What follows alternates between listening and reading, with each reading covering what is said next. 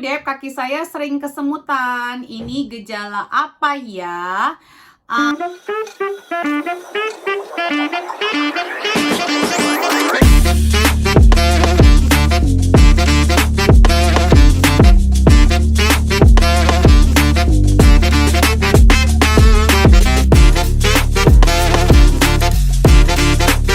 Hai, kembali lagi bersama saya Devi Marie, your favorite naturopathic practitioner. Kembali lagi dalam Tanya Sehat Devi.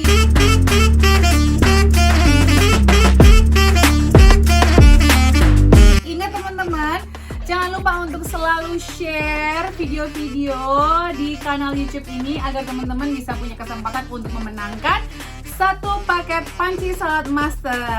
Oke? Harganya hampir 50 juta rupiah. Gimana bisa bertanya dan dijawab sama Bu Devi pertanyaan-pertanyaannya? Teman-teman setiap weekend hadirlah di Instagram, akun Instagramnya Root of Life UK. Nah di sana teman-teman bisa menjawab, bertanya, nanti saya jawab di sini. Oke, kita mulai. Pertama adalah dari Ibu Laras. S-nya banyak banget.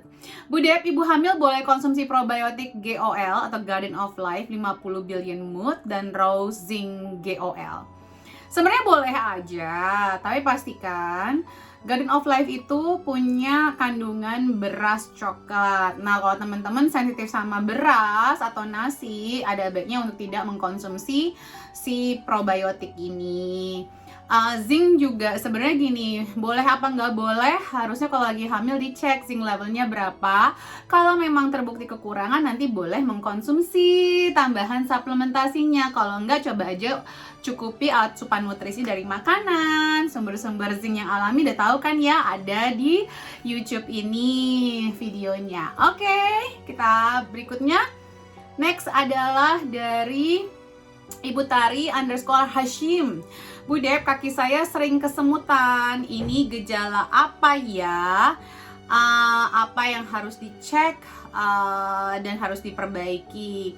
Sebenarnya banyak hal ya. Yang pasti itu adalah aliran darah sama metabolisme kelenjar getah beningnya itu kurang optimal ke kaki. Biasanya ini terjadi karena ibu kurang olahraga.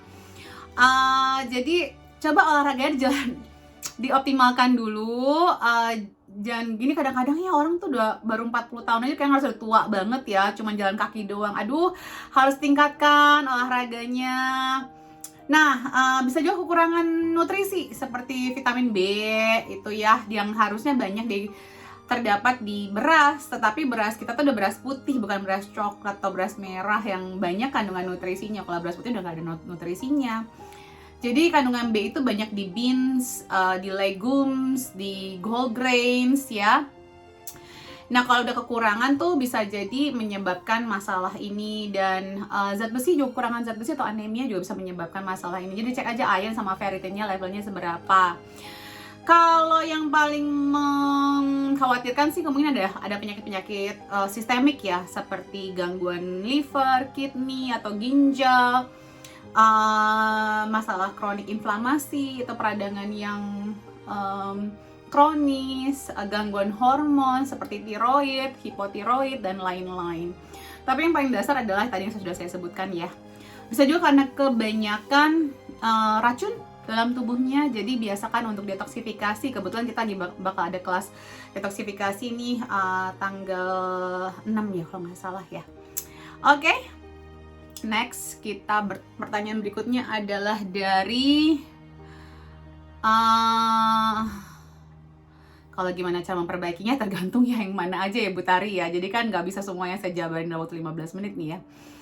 Ibu Nah _Diah, Bu Dep, apakah tepung ketan, tepung gluten free yang aman untuk dikonsumsi oleh orang yang punya batu empedu dan IBD? Ya gini deh, sekali-sekali masih oke ya, tapi kalau udah punya batu empedu sama IBD sih, kalau buat saya sih cari makanan yang sealami mungkin. Kalau udah ke tepung tuh biasanya tuh udah nggak alami ya, karena sudah diproses tepung itu kan ya, sudah ultra olahan, terus diolah lagi. Batu empedu sih yang pasti makan harus mindful. IBD mah cek food sensitivity-nya biar ketahuan makanan apa aja yang tidak baik buat ibu, karena berarti sudah ada peradangan yang kronis atau cukup lama. Berikutnya dari Ibu K underscore Ken Ken. Apakah penyebab mimisan? Kekurangan vitamin K, sayuran hijaunya kurang, vitamin C-nya kurang. Vitamin C juga banyak di sayuran hijau. Apa karena stres? Bisa jadi stres, cuaca yang kering itu juga bisa menyebabkan. Pertolongan pertama, jangan mendengak tapi lebih ke turunin. Kalau memang nanti turun, kalau bisa di gitu biar keluar kalau ada gumpalan darah, karena takutnya itu bisa menyumbat.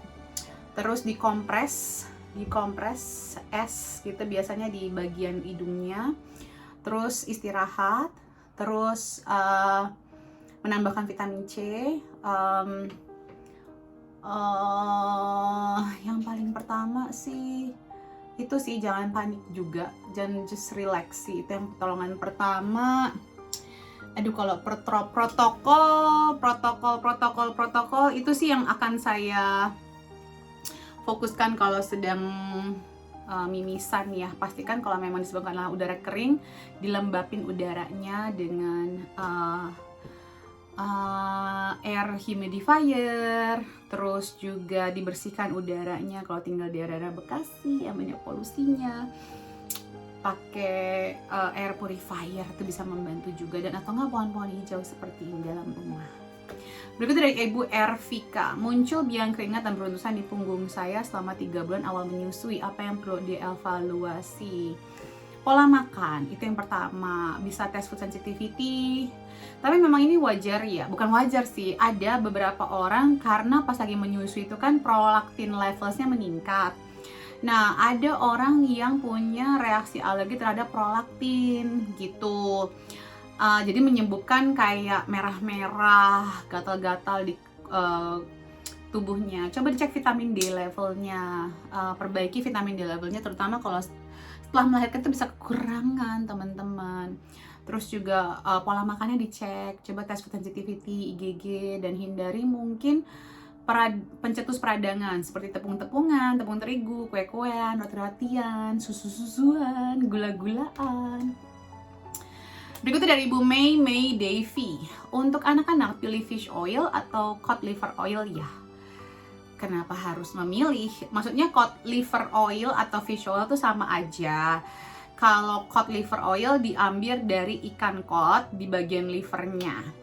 Kalau fish oil dibuat dari ekstraksi dari ikannya dan bisa beragam-ragam jenis ikannya.